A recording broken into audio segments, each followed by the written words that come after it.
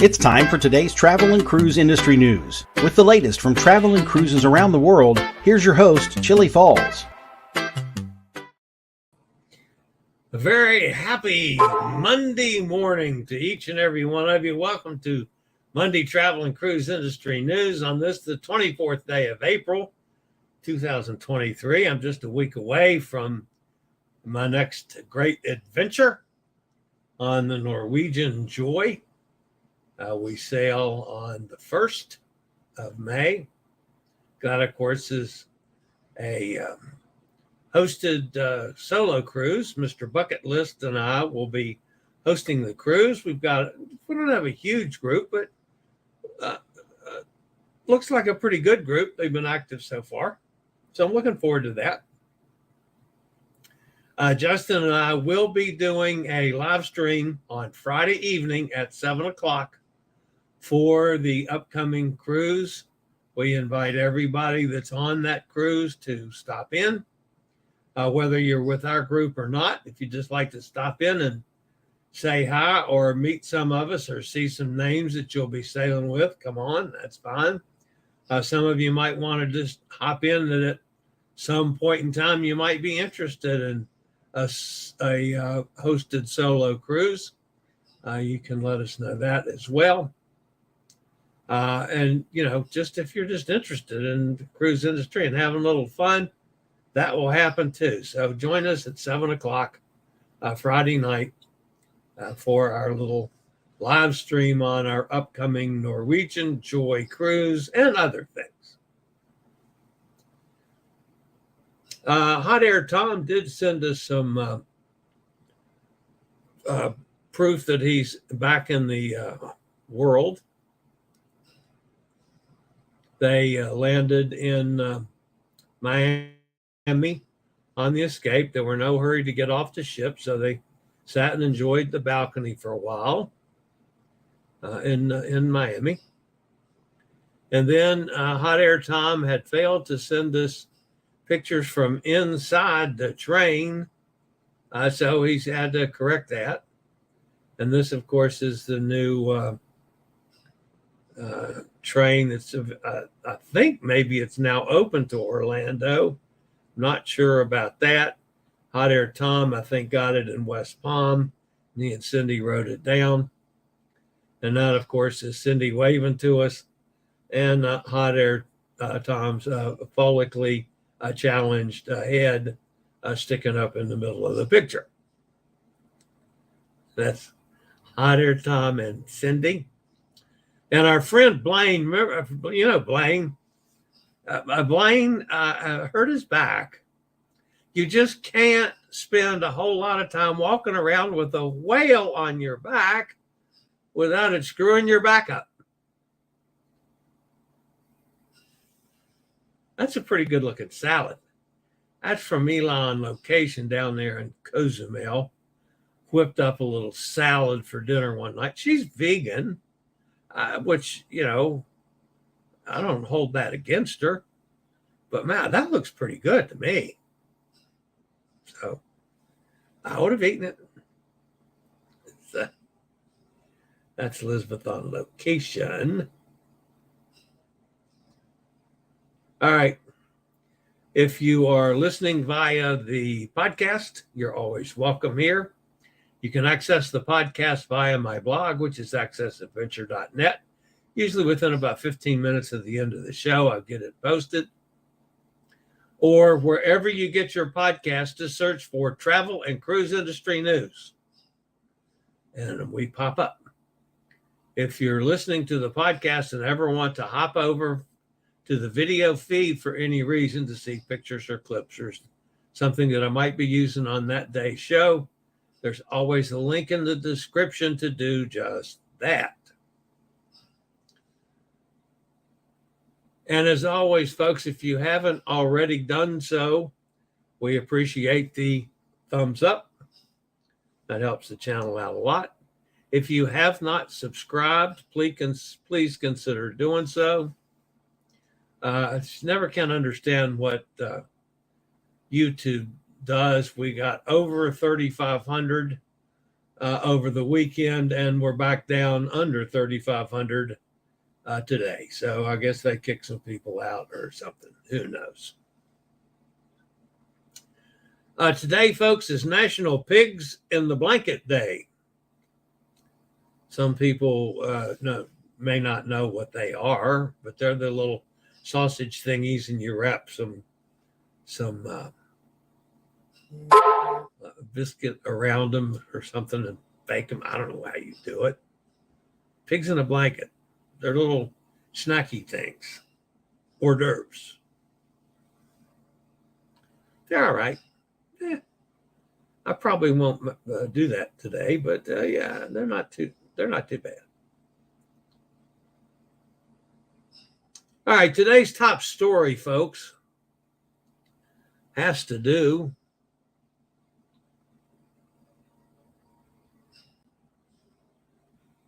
with something a little strange. Guests on board the Norwegian Dawn Transatlantic sailing are not going to enjoy as many ports as they planned for. Just one day after setting sail, the ship's master notified passengers that 2 port visits are unable to be kept on the itinerary, one due to icebergs and the other due to possible bad weather. Not something you hear a whole lot about anymore in the cruise world. Icebergs? Come on. Some constant compensation is being provided, but not all guests are pleased with the results, given that 2 full ports are being canceled. Norwegian Dawn departed on a transatlantic repositioning sail from New York to Southampton on Thursday.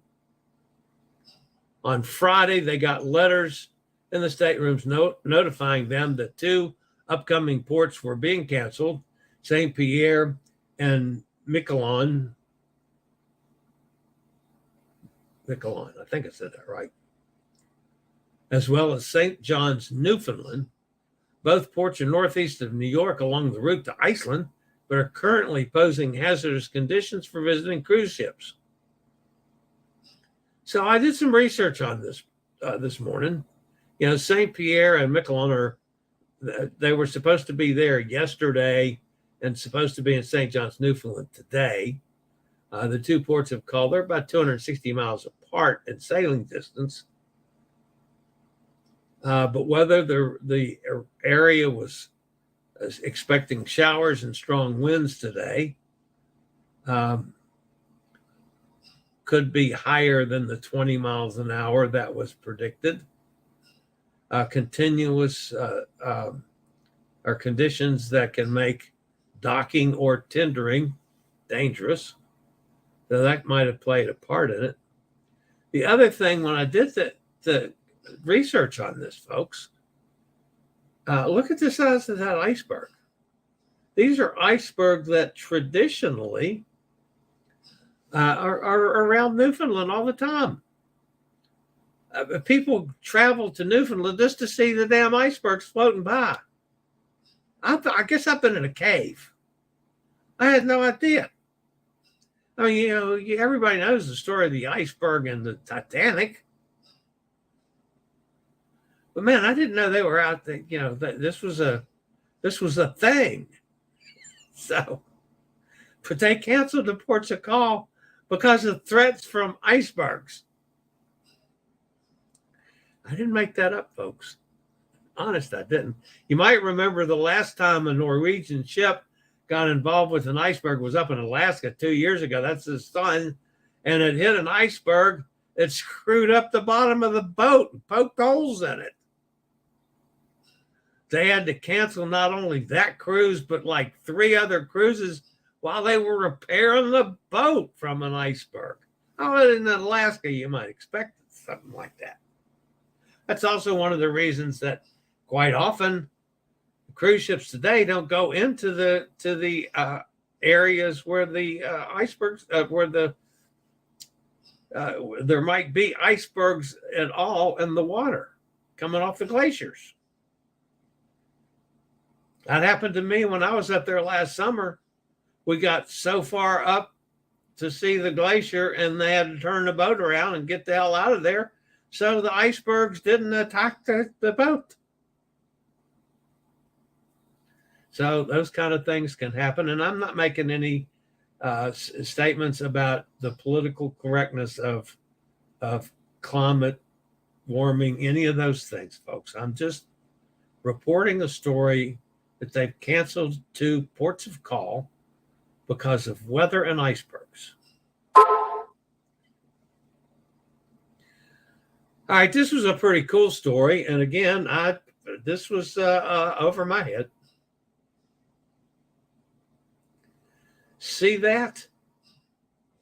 We're going to get to that after a word from Scoot Around.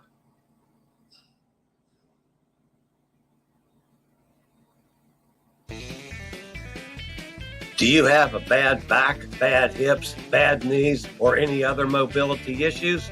Think about Scoot Around. For scooters, walkers, wheelchairs, even oxygen needs, delivered right to your cabin. Scoot Around for all your mobility needs on your upcoming cruise. And then, of course, the Scoot Around. Now, this time next week, I'll be running around on my Scoot Around scooter on the Norwegian Joy. Maybe not this time next week, but in another hour or so. 11 o'clock is my check-in time. So we'll see how quickly I get on board and get to the scooter. So, all right. This, folks, I felt like I lived in a cave again this morning researching this. But on a recent 5-night cruise aboard a ship out of Australia, the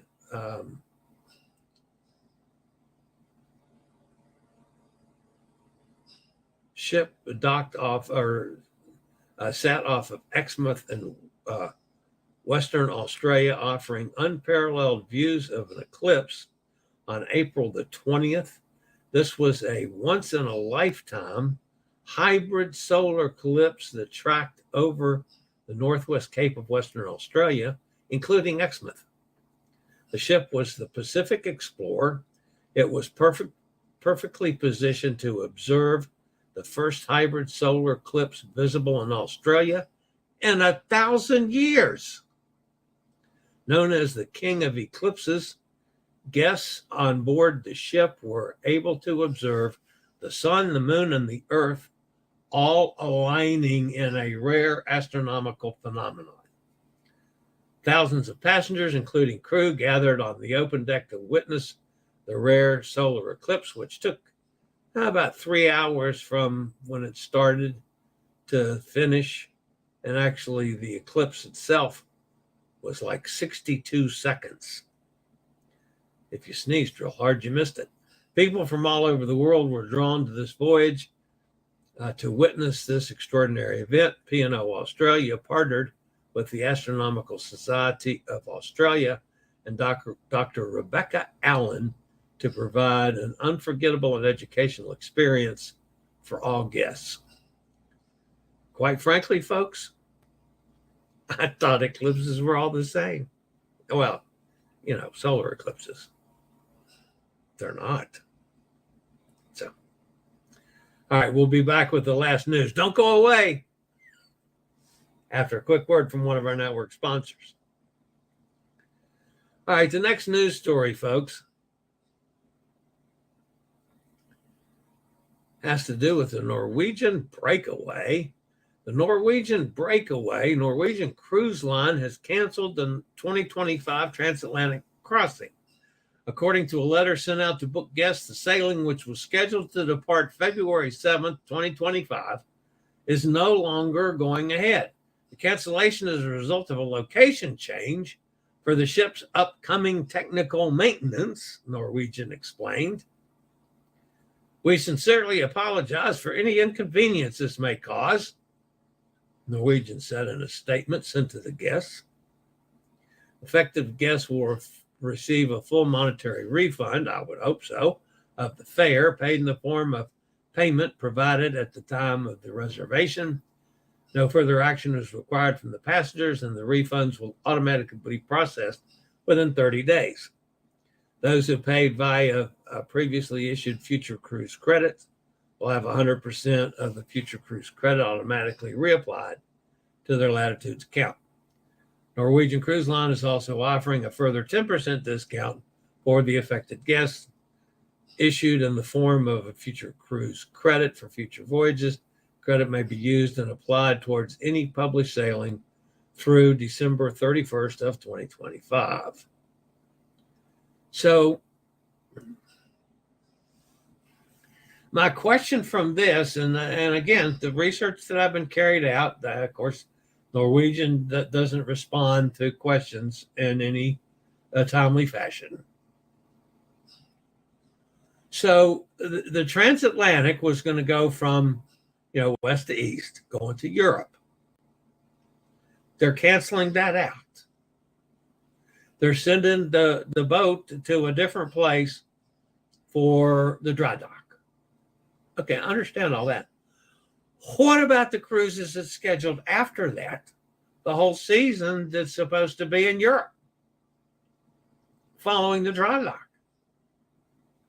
They haven't said anything about that. All they're doing is saying it's not going over to Europe to go to Cadiz or wherever it was going to be. I don't know where the dry dock was supposed to be.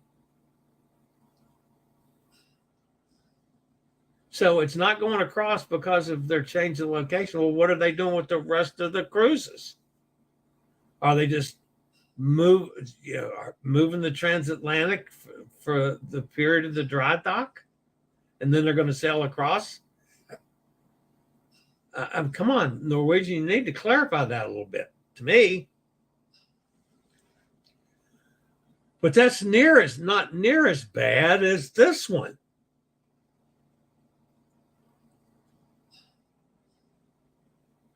Cunard, who should know better, canceled a transatlantic cruise on Embarkation Day. Guests planning to set sail on the Queen Mary II for a classic transatlantic crossing, it was supposed to sail yesterday, were notified yesterday morning of embarkation that the cruise is now canceled for a technical reason. This is from the company. Generous compensation is being offered for the extremely last-minute cancellation. The type of technical issue has not been disclosed, but it may be related to propulsion. Yeah, it's very possible. But what got me about it, do you know what this generous compensation is? They're giving people their money back and a 20% cruise credit. That's it. These people who are doing a transatlantic, they've been planning it for a year or longer. It's canceled on the day of the cruise. How about the transportation home? If they're going from Southampton to New York, okay? So people that got on the boat got to get back to Southampton or back to someplace in Europe. No compensation for that. No compensation for having to move those flights and cancel those flights or whatever they have to do. And Cunard saying it's generous compensation. Crap it is. Very rarely do I raise a stink with a cruise line, but I'd be raising a stink on that one.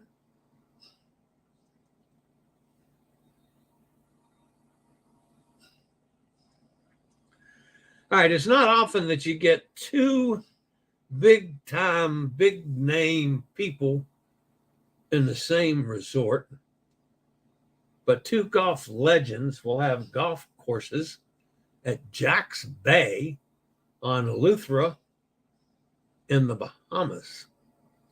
Jack's Bay is an exclusive resort club and residential community that will offer home sites and one-of-a-kind amenities. Prime for golf enthusiasts, the development will include the first Jack Nicklaus Heritage Golf Course by Nicklaus Design, as well as a 10-hole short course designed by Tiger Woods. Nicklaus and his team have designed hundreds of courses around the world, but Jack's Bay is unique in that it is set to become the top high-end golf destination in the Caribbean. There will also be the rare Nicklaus real estate branding rights as a Nicklaus community, the first in the Caribbean, and a distinction given to just a handful of select developments around the world. Jack's Bay encompasses 1,200 acres, has a 20-acre lake, 4 miles of sandy beaches, beautiful bluffs, blue holes, caves, and nautical features that make it perfect for families looking to escape to nature. There'll be a 24 beachfront and ocean view home sites priced at $1 million to $3 million bucks. Wow, there you go, hot air Tom.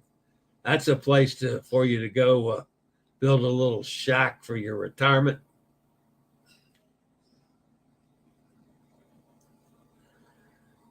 And finally, our friends over at Virgin Voyages have partnered for the Scarlet Lady with the World Poker Tour. They're going to give up an exclusive space where 8 custom poker tables will be staffed with professional dealers. The venue offers free training tables for beginning poker players, cash games, World Poker Tour prize package tournaments with buy-ins starting at $80 and rising to $320. If those stakes are too high, the venue also offers a World Poker Tour C Virgin Quickie tournament for $60, while cash games require a minimum of $100 buy-in. The $320 buy-in tournament, the World Poker Tour at Sea marquee event, will be held during each sailing. The big prize package is valued at $5,000. It can be used for any future voyage or World Poker Tour event. Cruisers who participate in any poker game will find it as a cashless experience, as all transactions are processed via a wearable device. The poker room venue aboard Scarlet Lady is a separate space for the ship's casino, which offers a multitude of games such as craps, roulette, electronic Texas Hold'em, single blackjack, 3-card poker, and baccarat. So, a big change coming up in Virgin Voyages with the World Poker Tour. All right, that's going to end the news portion of today's show.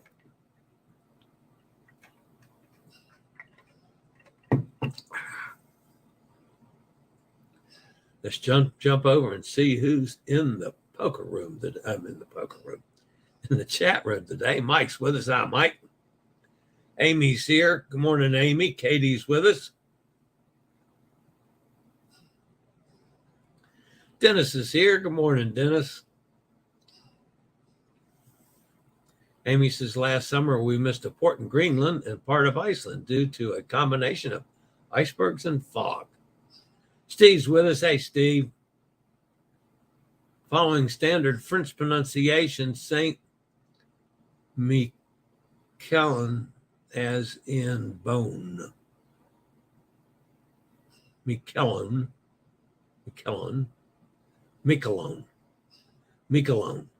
But since it's Canadian French, it would have its own regional pronunciation. Pretty sure it's Miquelon.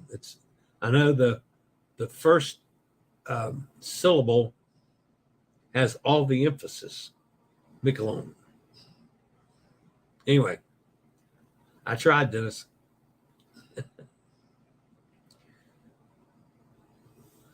Dennis wants to know, Amy, was that a repositioning transatlantic cruise? The Eclipse viewing is fantastic marketing. Yeah, that would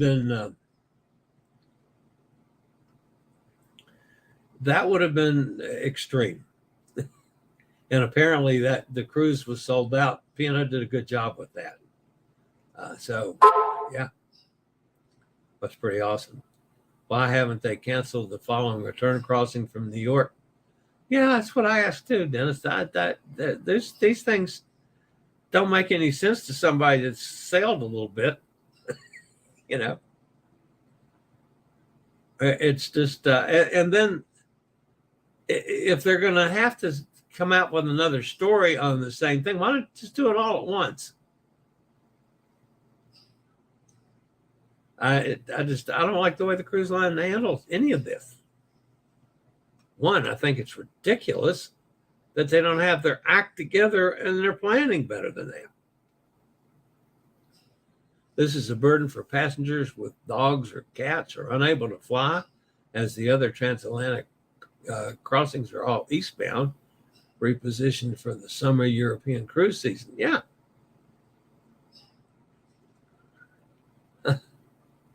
And I don't know, Cunard, that's supposed to be, that's big time high end stuff. I can understand a ship having a technical issue. It's something that they can't make a transatlantic crossing. Okay. You got to do what you got to do. I understand that.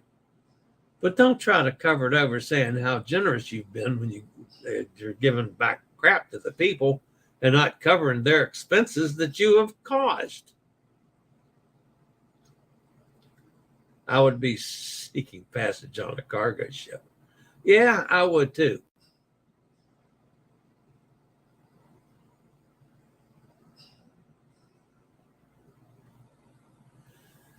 Oh, St. Nicklaus, France, but considering its location by Canada.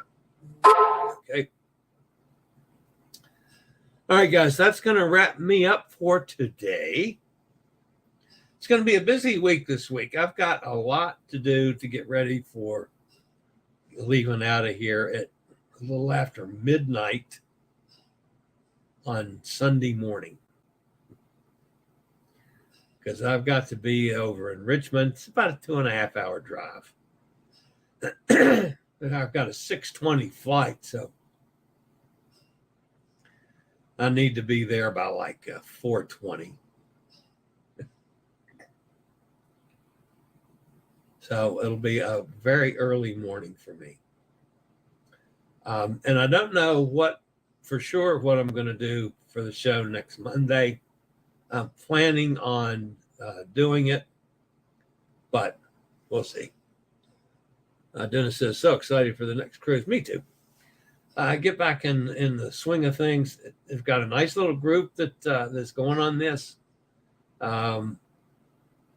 Going to tie it together with the group, the solo group from Norwegian. We've had some contacts with some of those folks already.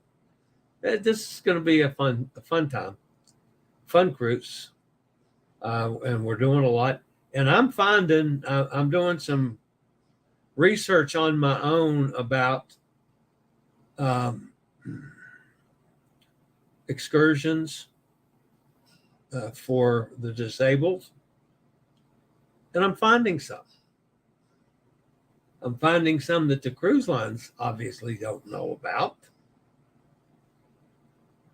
But so I'm going to start probably doing some posts on some of the things I found, even though I have not by any means am suggesting them or trying them out, but I'm starting to find references to them now, which all of us in my community need. So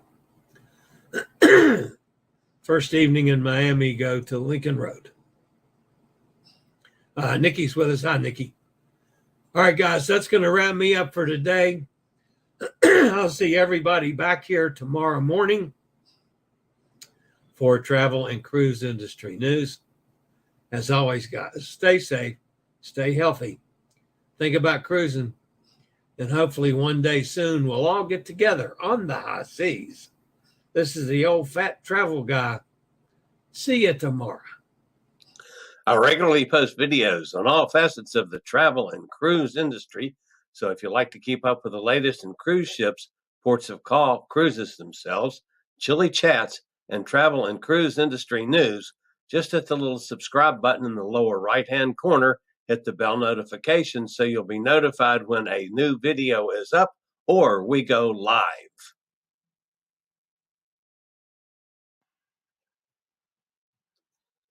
This video was produced by Chillie's Cruises.